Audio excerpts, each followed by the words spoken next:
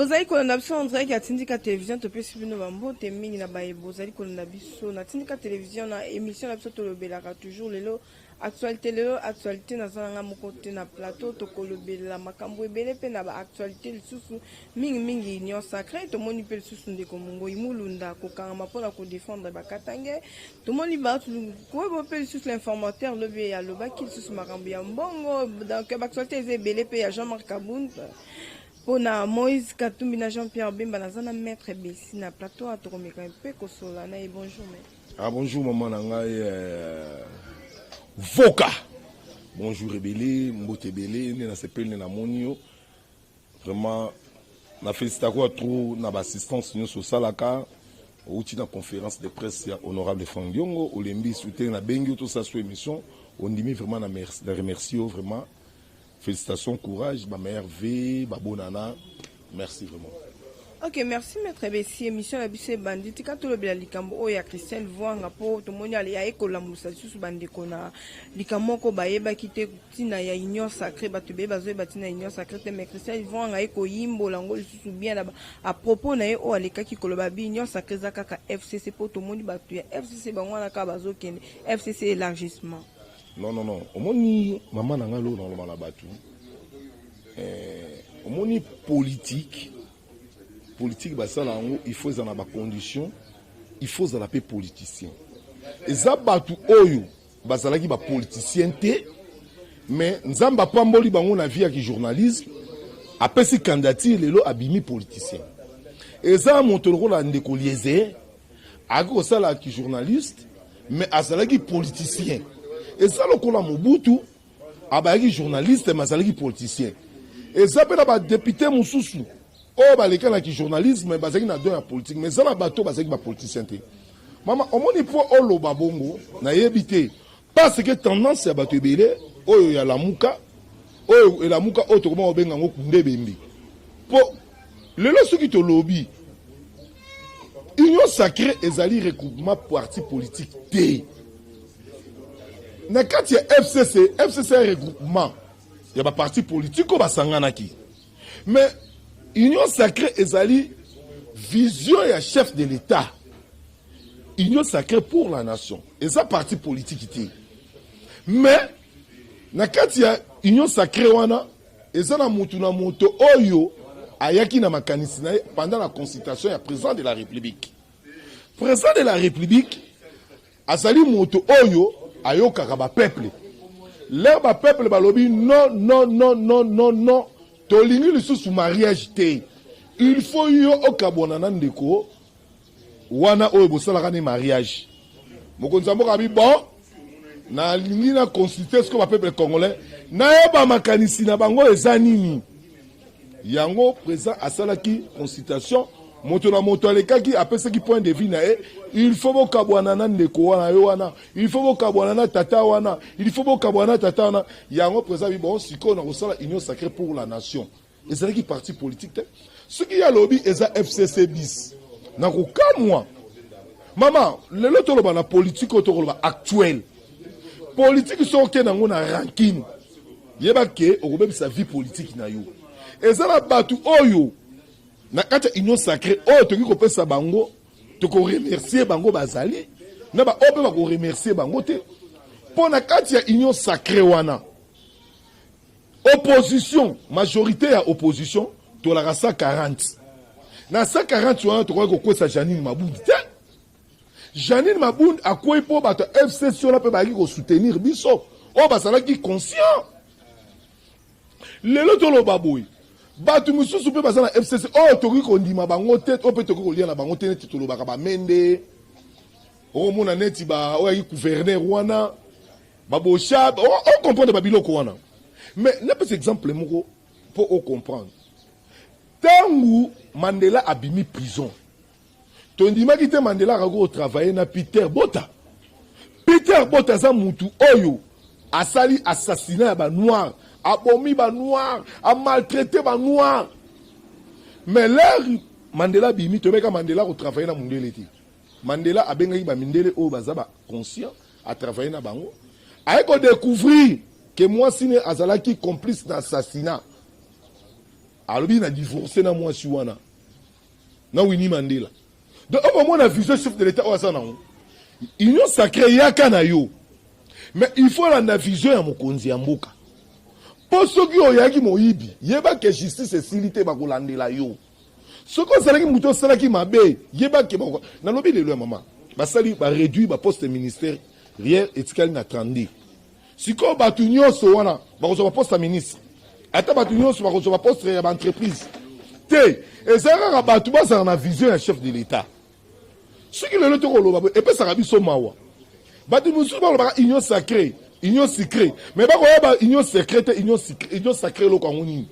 Union sacrée ezali ke bon moko ya ba congolais nyonso basangani po basunga mboka. Totikela bango na lutan basala gouvernement na bango totala ndenge kokende. Mais ce n'est pas du tout le bagage mabe ya mboka mabe mboka ko offenser ndenge ni. Po biso moko to kotia ba point na mboka. Obali bitumba biso to bunde sa bitumba ba tusu ba bundi te. Mama mutumso ya na tumba asali 2 ans 3 ans chance à ju député. Mais ça na bato ba bunde tumba 30 ans. Netinga ora bunde tumba makasi. Massacre le 16 février 1990 na Zala. Est-ce que bango ba Zala ka ba comme la ba histoire na bango ba vandi. Ba misusu ba voter bango po ba ko le ka ba média. Ba to ba ki ba intervention na bango zaki malamu. Mais lelo ndenge lelo to zaboyi. Batu mususu ba candidat wana. Ba bibi na mbongo banane ba mbongo ya ba député mususu lo bazana union sacrée pour la nation. Donc il faut pas petit nanga Christophe Vwanga abeti mabe. Ayebi nde kolimbola te. FCC ezalaki regroupement parti politique oya Kanambi. O baba wi kokuta na kuna mais o ezali ba parti moto na moto za la parti politique na ye. Mais président ba ko lukaka majorité. Abinga na lukaka majorité pour bata musa vision na nga ya union sacrée. Pour ceux qui na tu majorité na ko dissoudre parlement. Au monde lo ko ngenge ko kende. De union sacrée ezali vision chef de l'état union sacrée. Ce que là ko sala tout kana pour ba ko mona bato ba komi ko adhérer pe wana bato ba maltraiter ki ba congolais. Et ça l'église na kat église pasteur abenga na mon église te mutu na mutu ko ya ko se repentir. Mais ceux qui ont un problème dans la police, mais la parquet, bah regarde où dans l'église. Donc eza bongo. Mokonza mboka avandi jamais asa likolo ya justice. Mokonza mboka azani na vision na ye. Biso to adhérer na vision ya mokonza mboka. Donc eza na sens wana. Ok, voilà, tout le bela likambouya. Jean-Marc Kabundo, ma congomani, ça va se déclarer, bah, bien comme le cas intérêt personnel, il y a comme intermédiaire, il y a FCC Tony. Bazo c'est pas pendant na comportement na été. Non, maman, au moins ngane nazawa, vraiment maman. IDPS, maman IDPS, maman parti politique na lo baka rapport na li moto na sala politique. Au moins lelo, il faut tout yebango. Président de la République sera comme Mokonzi, a comme pour tous les Congolais. Donc tout le papier d'autres pas y pas au. Oui, ce qui m'a commis mokonzi mboka, a commis mokonzi à tous les Congolais. Pour la nini na bien comme mokonzi à tous les Congolais, a diriger ma parti politique, a diriger motonyoso, à la parti politique na ye. Il y a des institutions mokonzi mboka. Est-ce que yo yoki na munoko mokonzi mboka lobi ba propos mabi, mokonzi lobi te, Moïse ba lobi te, Katumbi a lobi te. Mais ce qu'on l'a dit bato ba koloba, okomona kuna nani o journaliste nani journaliste nani Laurent Onyemba okotela kuna okomona Cheribe Okende okotela kuna Jama Kabundu okotela kuna Peter Kazadi okotela Paul Chulo mutola moto kuna koloba. Mais président de la République l'air a cela qui dîner na Moïse na Jean-Pierre Bemba moto azala kité na vie politique auto salaka mutu mutaka na cahier de charge na ye mamanga la rebiso vérité hein. N'a eu chance à fréquenter na Moïse Katumbi. Na mata jet à Moïse plusieurs fois. Ngai besi. Na mona ba bien Moïse azana ngo. Ba jouer à Mazembe. Ba sa payer ko le ka former ba ministre mususu. Ba ma jouer on mona kana na ko disofri.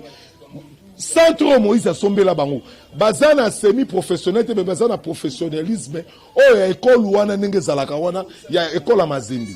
Na moni ba bien ya Moïse. Est-ce que Moïse n'a pas propos balobi que Moïse a roluka musala? Moïse a roluka musala.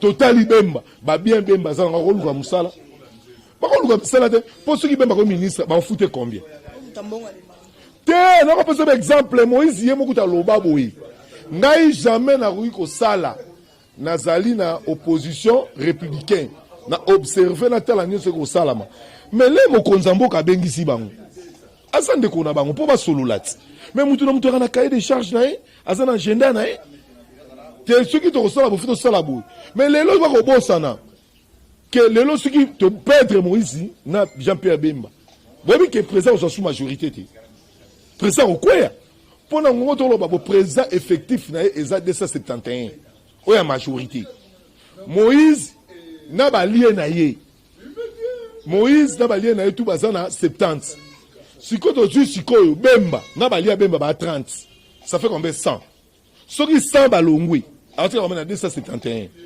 au moins le président quoi Kabila ont la majorité donc babilo qu'on a nyonso il faut pas ça la vision wana avant ya koloba yango bango ba soutenir biso et c'est là qui blague te pétition o salama qui pétition IDPS et c'est qui pétition ya MLC député à ceux qui courage toujours sous ba moyindo zangi ba tu ba courage au ba pétition est-ce que lelo to kolobo lelo na mboko ceux qui ba du président de la République azam ta IDPS ba ti président IDPS to du Assemblée nationale to pesi IDPS to du gouverneur premier ministre IDPS to qui la dictature bon comment on a été que ba benga IDPS ba égoïste faut pas benga ba égoïste il faut que partage au pouvoir mutu nyonso à travailler ba ba capacité mutu na moto to monaka lelo nani Chirac à travailler na Mitterrand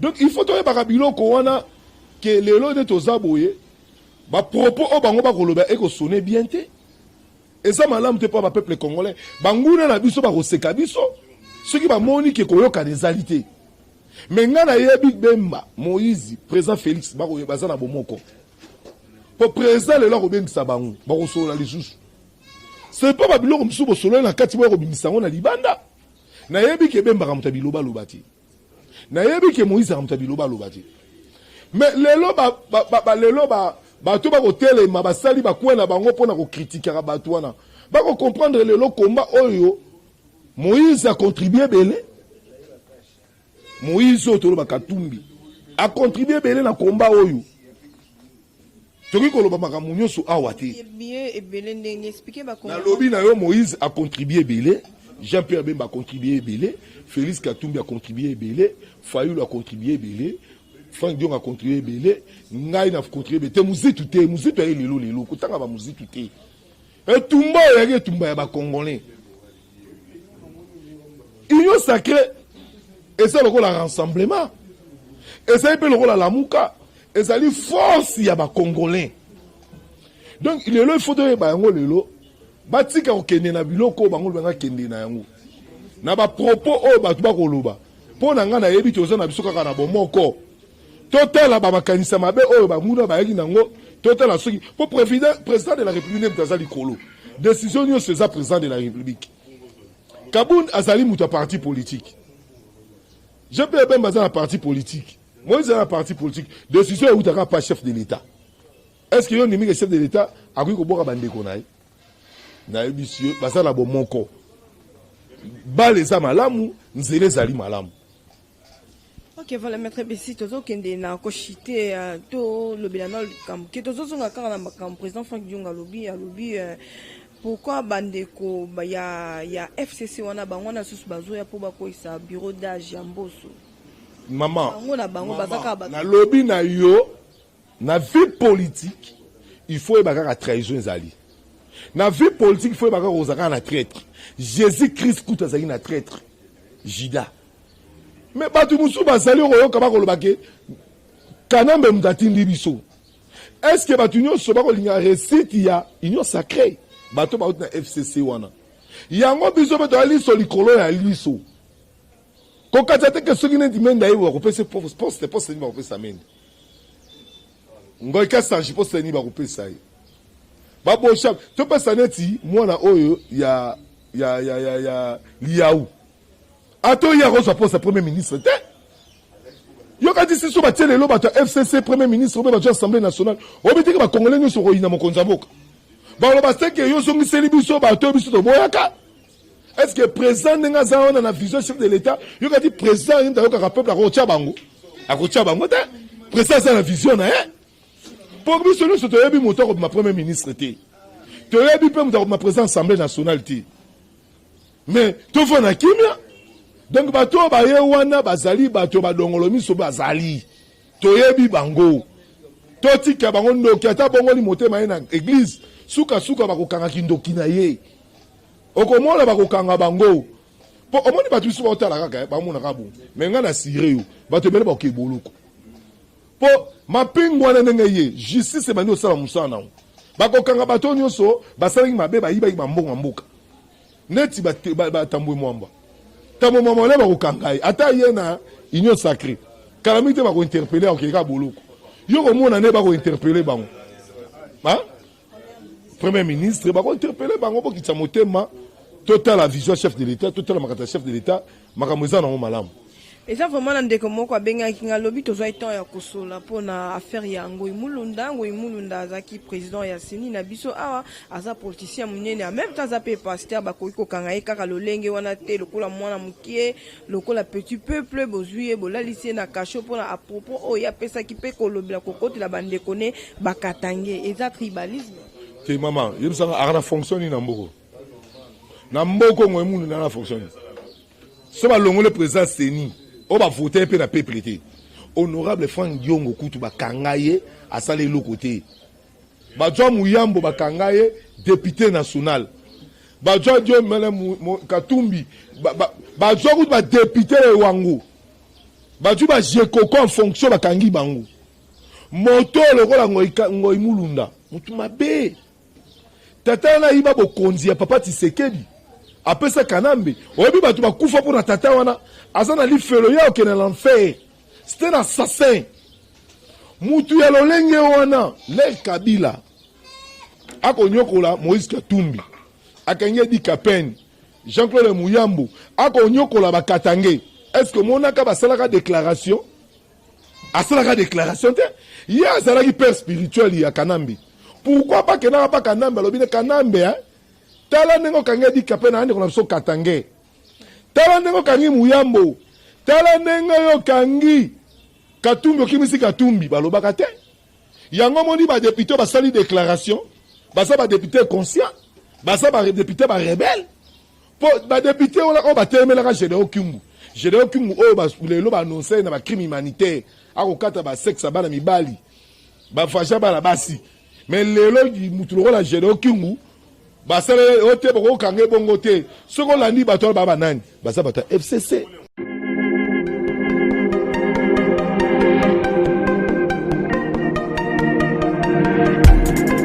Après 25 ans d'expérience, eh oui, de 1995 jusqu'à ce jour, Elton Store, l'unique shop congolais de Londres, la Grande-Bretagne, il est Londres, et ça lui cause la fierté à la communauté nabiso, et surtout, il y a un homme d'affaires congolais sérieux dans la diaspora.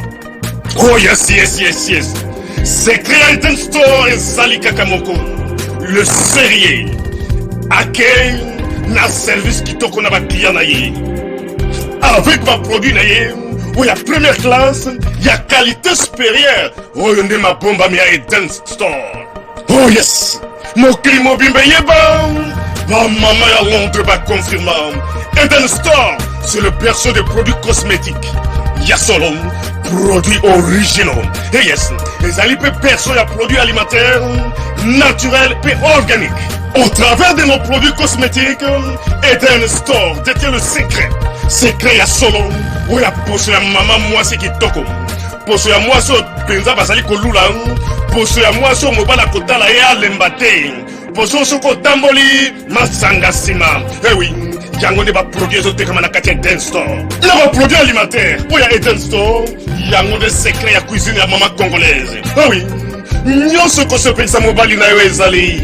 Pondu, matembele, ngai, ndole, fumbwa, ndunda, bilembwe, oyo nyonso penza, oyo kobonga pona cuisine na wezali. Oh yes, yes, yes. olingi mobali na yo asepela na yo libela na libela, olingi mobali na yo atalaka yo lokola mwasi azali kolula sika. Oh yes, olingi mobali na asisa biloko nyonso otielaka ye na mesa, sekre ezali kaka moko, Ethan Star.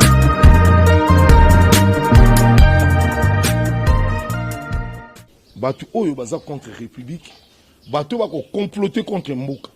Bango ba omoni eloko bango basala makambo ya ko diviser Katanga. Donc omoni eloko wana bango déjà bazana omoni lelo ngai na mungala, mais na mi lo ba ke naza mungala. Jamais na lo ba naza congolais. Donc lelo to lo bango mo kana mboka na biso. To za la batu. Bango ba déclaration. Oyo bango ba komi ko intervenir pour ba jungo imulunda. Batala makambo imulunda lobi. Alors il faut te passer à mon conseil à Kabila Valère to nimi. Tout ça là, bon, ceux qui te yokanité, te diviser Katanga. A qu'on intoxiqué, un tribal. Et l'autre c'est le malamouté. Le lot to linga bon moko et c'est un mboko. Mais comment yo pasteur au milieu du village? Pasteur à terre abattu amour. Pasteur à terre abattu bon moko. Comment pasteur romi ko un esprit à rediviser batu? Osa sous pasteur te na yango ngaima na sengi na mokonza mboka. Aya nenga zali wana ba sambisa ye malamu o esengeli mi ba pesa ye asibi po ba pasteur po msu batika lokola ba denile se ba ye ba peke malobo ba loba ka malamu te ke place ta mango ba kozana boloko denile sa senno take kamba mais denile se mtaluka makamnyo so denile salala ne pongi ala muka ka bo o no nenga zali wana prophétie nzamba aloba prophétie nzamba la kiseke Kabila ozonga bon akozonga na méthode nini donc mona batu wana basa ba mandian tela muturo la papa ngoy mulunda moto a maltraité batu obike ngoy mulunda abeti son honorable fangi on fimbo lera saki président seni poka ba yele ba fichi na 2011 to bia mabe abenga intervention ane reye zoye ba betaye ba kotise na boloko alala 2 jours. Donc pasteur ni na motema mabe pe na église de kuna kota sala ate abatu kaka ki jalousie ko bwakela ba mbwakela. Donc bon na pasteur wa sa sembote mama ba pasteur bazali tala leto ine tumboyo tala lo pasteur ekofo abanga bango ta telema lo bana bango bi ba peuple baza boye le biso to ko souffrir le ndekone ona ko kumisa soki ndekone ya ko boma batu conseil ni na pesa ka ndekona conseil mo ezala ka te ndekona ngai conseil ezala ka te ba maltraité ba peuple congolais ba nyokoli ba peuple congolais ba comme le roi ba umbu na bango mais lelo oyo to koloba oyo alaki na bata oyo azalaki président seni yobi combien ba to continue na mabele na vérité des urnes oyo ya kosa abimise kanambe président est-ce qu'il poste naï po ba ke alaki kabiliste monene yango lelo ala kisi yango pe musala po to mona ki paraît ki pesala musala ngo zo ba omoni loko wana mama otumolinga yi il faut ba interpeller nos auditorat ya zoka mbongo wapi po azoma mandoki wala bo mandoki wana oya ba kopesa soko pesi $100 apeso $100 apeso munduki opesi 200 apeso opesi la sokes apesi yo opesi la sokes ya apeso $200 bon minuki wana kenda wapi omote bakera est na bakatanga esa yende mtushede c'est que yem tapesa ngo jede bon so minuki ene kenda wapi po to mona kote bapesa ngo gouvernement te batu ba mandoki moko ya kala ba kosi biso batumbi ok ba mandoki ba rassembla ka wana ya sa ina compétence nini po abanda ko rassembler minduki musala wana ezala musala ya procureur général ya auditorat militaire mais ekomaki na yendenge nini omoni te ke tata wana mandoki nyonso azoka aparek abombaka yango sika kene ko pesa Gédéon Kingu abombaka ngo pasa la rébellion donc il faut balandela ngo mama la muselo kwa malamu mandoki ofote ba kote kenda mama so mandoki ebele mandoki asoka mandoki ebele siko ba mandoki ane kenda yango na yebisa yo azaki ne mutu ya murte tala ndenge ayiba pouvoir à papa Tshisekedi na koti na mabele na kanda na ye po akena na bokonza papa Tshisekedi atu ba député de nzambe place tezaka na boloko.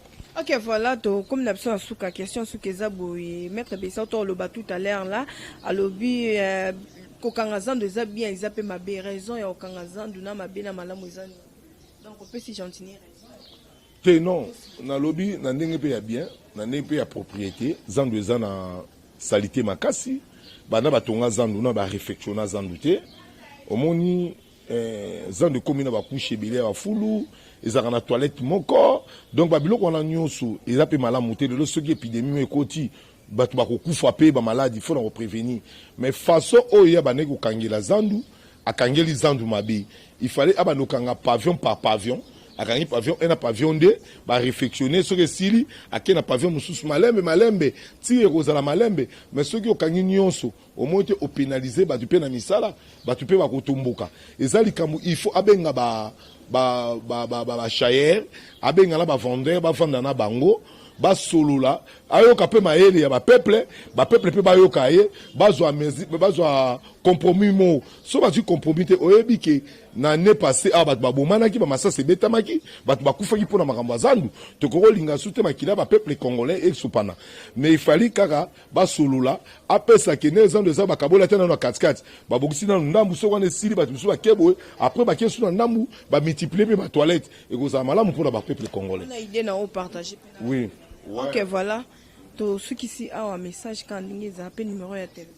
Message dans la aussi na pesa ba congolais c'est un bon mot qu'on est totonga mboka. To tika ba biloba loba, to tika ba kolana ba parti politique, to za ba fanatique ya mboka, to za ba défenseur ya ba peuple congolais wa ndé totonga mboka. Na pesa numéro na ngezali 00243 90 266 95 22. Na pesa ba tunyo so mbote pesa bazali. Ok, voilà, na mkola lelo nga na bino vraiment to kabwani awa bambote zate to mona na prochaine émission o to ko sala boko zape bambote na bino bye.